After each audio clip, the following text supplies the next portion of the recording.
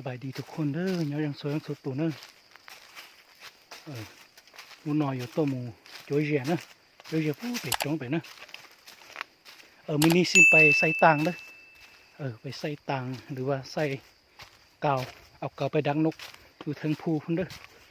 ไปอยู่หมูโจยเจียผู้โชว์ตรงส่วนนะชอบการใช้หมูนะติดตามไปเด้อส่วนยางพาราเขาเด้อนี่ส่วนยางพารา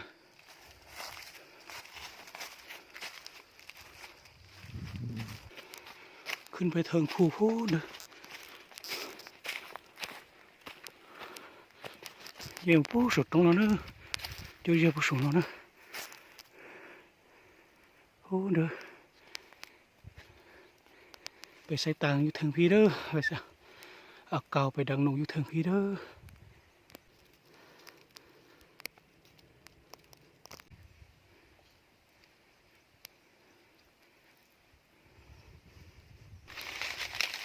แต่ตัวก็เดินเอามาเลยผู้เป็ดเนอะตัวก็เดินเอาอยู่ตัว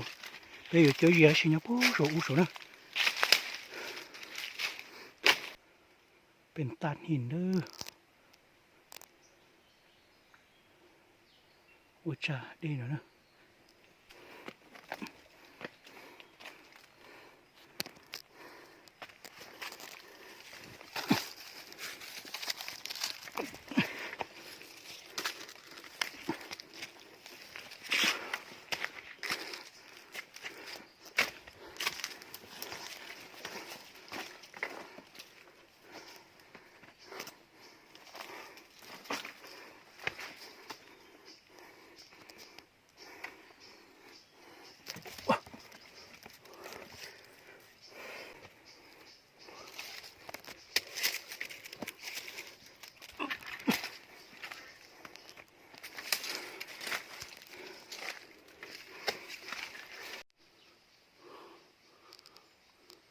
ตาดหินบักสูงเด้อที่รู้จ่าเจเนาะจ่าเด่นเนาะเชียคือเท่านั้นขึ้นไปเทิงไปเด้อย้อนเยี่ยมไปผู้เป็ดนะ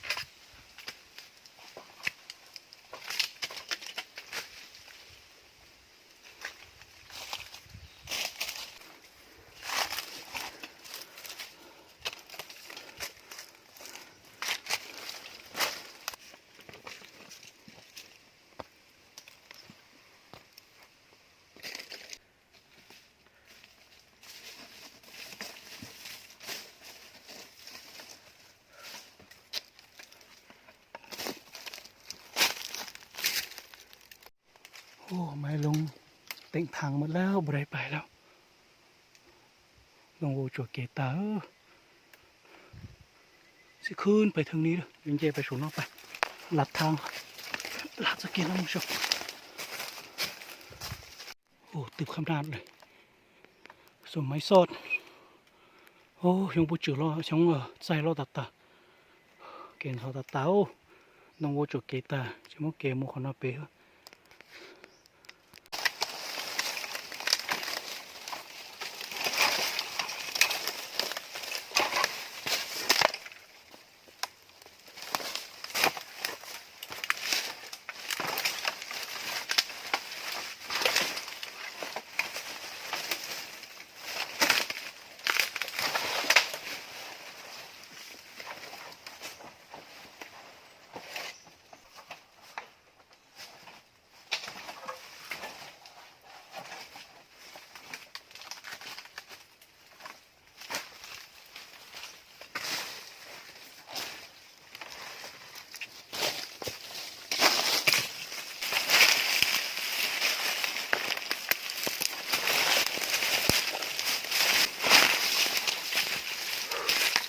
โอ้ลาดมาฮอดละลาเราเชื่อหอนะ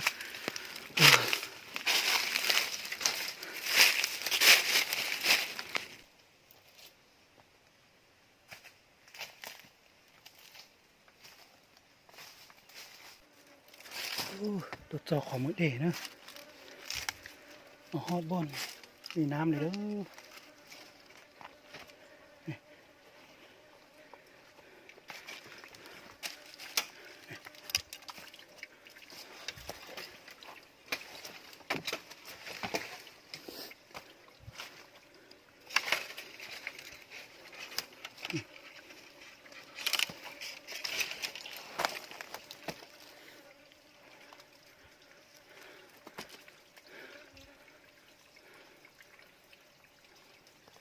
ขึ้นไปเทิงพูดดู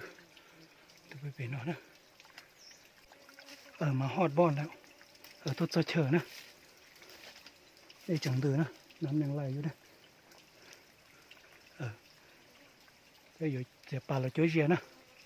สิตัดไม้มาใส่ต่างเด้อใส่ต่างเอาใส่เก่าใส่เด้อเอากามาดักตรงนี้เด้อติดตามไปเด้อ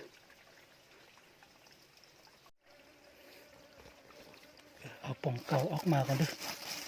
อันนี้เด้อป่องเก่าป่องต่างเด้อ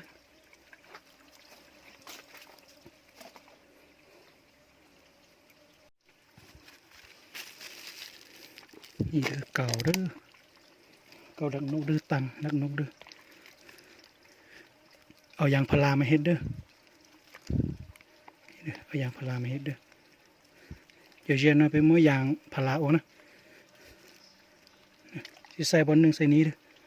ช่วยคอถนนนะ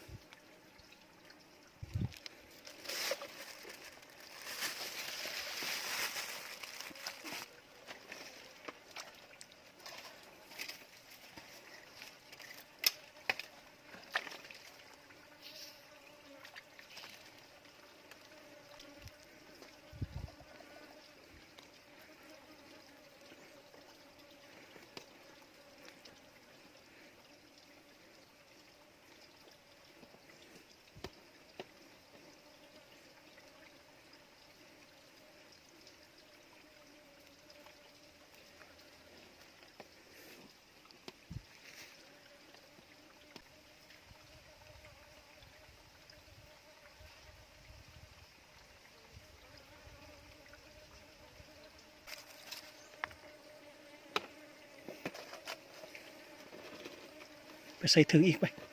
ไปช่วยหรือเป็นสินะ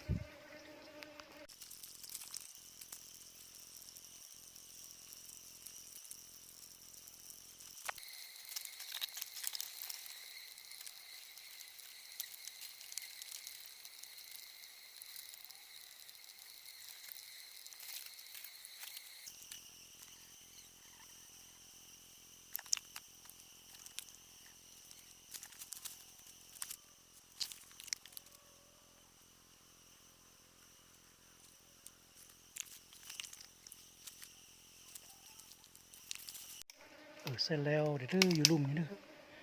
ใส่ลุ่มนี้ขึ้นมาเด้อจดตาจ่อหูหนอนะเป็นเจไปจดเป็นนะสิขึ้นไปใส่อยู่ถึงนี้เด้อ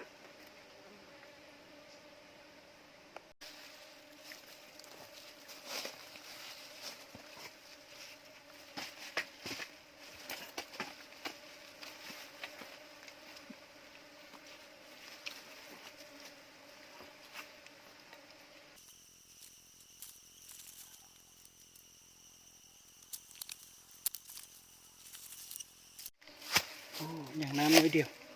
ไปเขาได้ไม่ซะเนอะใส่บอลนี้แหละบอลสุดท้ายเลยเด้อเจ้าขน้อยจะขอเกิงโกนะ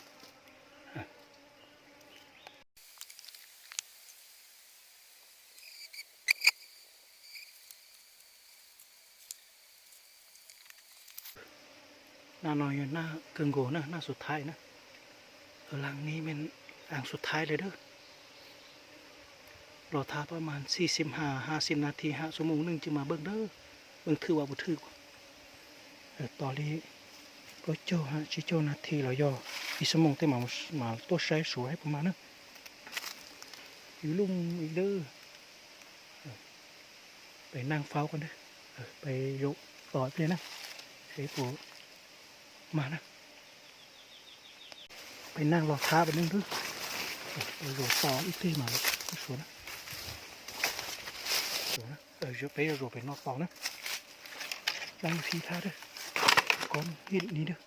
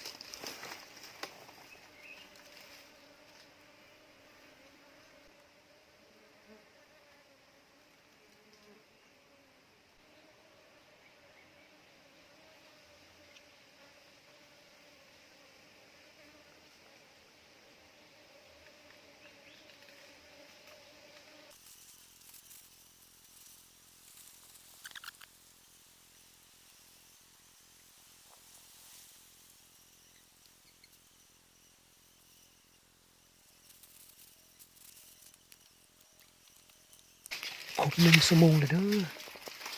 อีชั่วโมงแล้วเนาะอีชั่วโมงไปอยู่มุชเชียนะครบ1 ชั่วโมงแล้วเราจะไปยามต่างเด้อยามเก่าเด้อเก่าดักนกเด้อ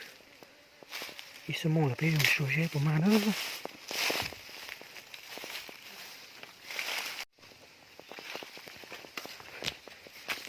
บุทึกเด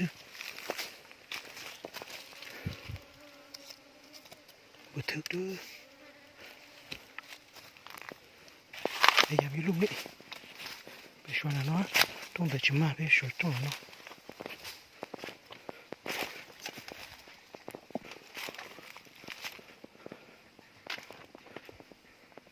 โอ้ส่งลังลุ่มนี่ก็ถึกอ๋อตรงนั้นเนาะก็ชิมา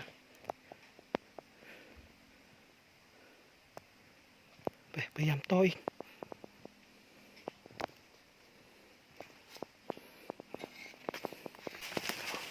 โอ้หลังลูกนี่คือตัวนี้นี่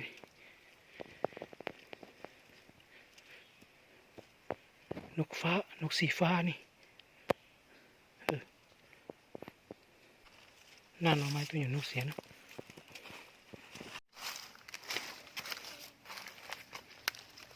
โอ้ได้เต็นนกน้อยตัวเดียว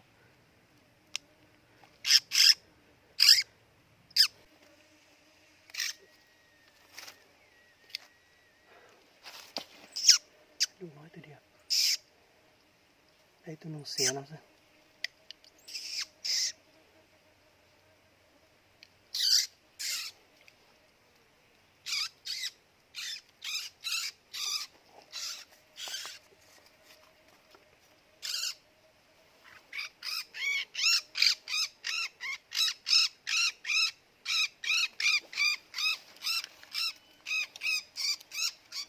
ยามต่อตัวอยู่ลุ่มด้วย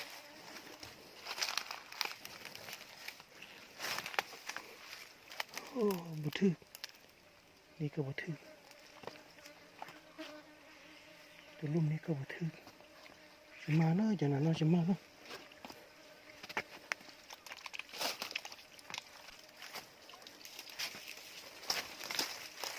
บุทึก3 หลังนี่ก็บุทึก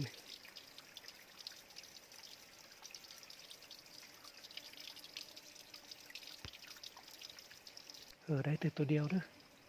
lấy tu sao lấy tu nó xẻ sao cái rồi nâng tôi cho chúa này nâng bố này chưa mà nữa nâng tôi cho chúa hàng thế này tôi chúa gì nữa dễ chỉ bỏ mông chỉ mông sẽ bỏ mà nữa sẽ bỏ mông nhuyễn nông lò mà nữaคนน่าจะมาใส่ดูๆนะจะมาใส่ตลอดนะได้นก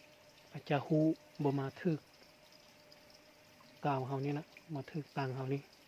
เราทาประมาณ4 โมง5 โมงสิมีนกน้อยมาบ่ทายามอีกรอบทาบ่ได้แหละกับเมือเด้อ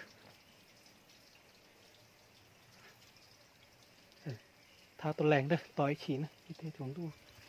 ใช้ประมาณนะไปนั่งเฝ้าอีก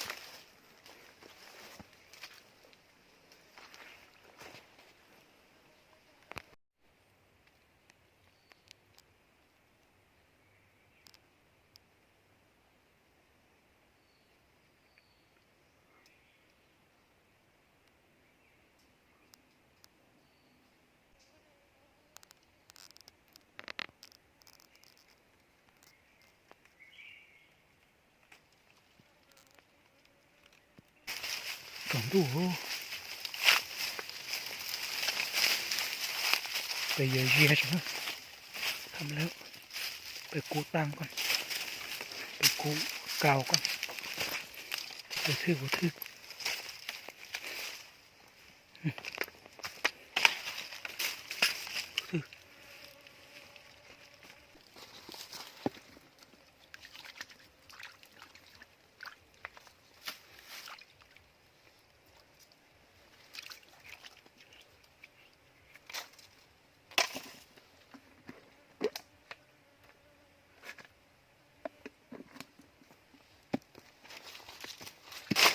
โอ้ตัวนี้ก็บ่ทึกนี่ก็บ่ทึกชิมานะเยอะไปเจนะชมดูเลยเถอะ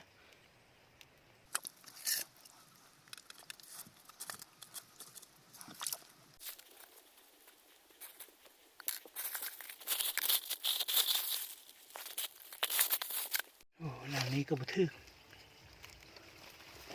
โอ้หลังนี้ทึกตัวนึงโอ้ทำไมตัวละตัวนี้ก็บ่ทึกพี่ก็บ่ทึกก็ข้ามแล้วชมดูแล้วกูก่อน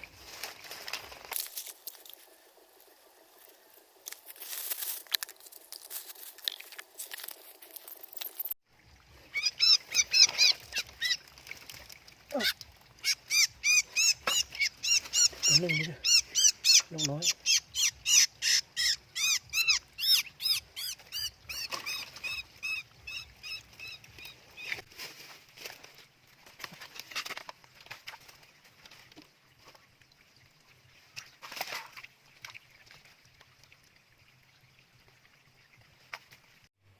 หลังสุดท้ายเลยเด้อหลังสุดท้ายเลยเด้อ